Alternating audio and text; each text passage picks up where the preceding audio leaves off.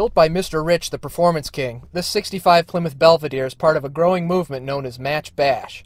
Match Bashers are essentially Hemi superstock clone cars that have been sent to the funny farm for altered wheelbase surgery.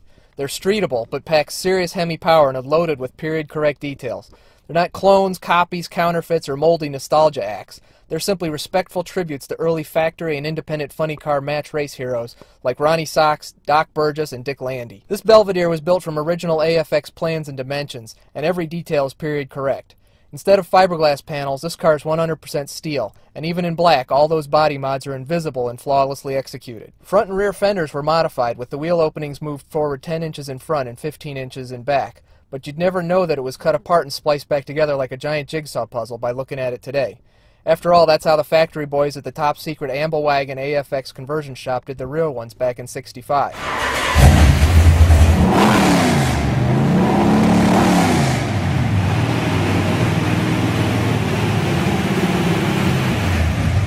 Of course, you can't miss those 8 velocity stacks sticking out of the hood, doing their very best impersonation of a vintage Hilborn injection system.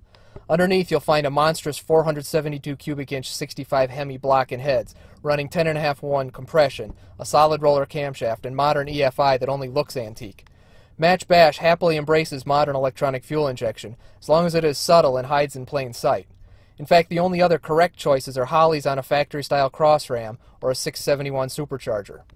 On the dyno, this elephant cranked out 671 horsepower, yet thanks to that modern electric fuel injection system, remains totally docile and totally streetable. Up front, this particular Belvedere runs a straight axle with period-looking aluminum skinnies, sporting BF Goodrich Silvertown bias ply radials for a real 60s look. The horsepower is delivered to the relocated rear axle via a built TorqueFlite 3-speed automatic with column shift and a reverse manual valve body.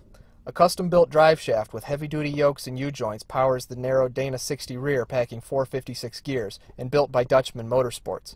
It all hangs on a set of relocated leaf springs augmented by a set of adjustable air shocks so you can fine-tune the suspension to track conditions. The tires are Hoosier QuickTime Pros hugging a set of 10-inch steel wheels.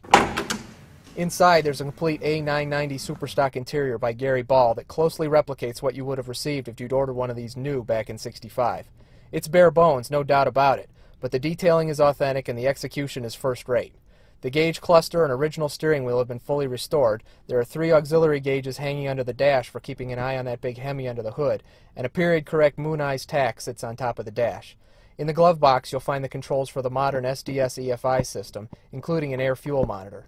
But when you're sitting behind the wheel, it's awfully easy to imagine you're back in '65 again. An original Coronet grill was also modified to accept a vintage 3-gallon Moon tank, as external tanks like this appeared while the factory AFX teams began playing with nitro mixtures. It's a critical part of the Match Bash look. Someone spent more than $100,000 building this car, and it might be one of the nicest examples of Match Bash available anywhere in the world. Wherever possible, period parts and techniques were used to duplicate the feel of the '60s when cars like this were tearing up tracks all over the country.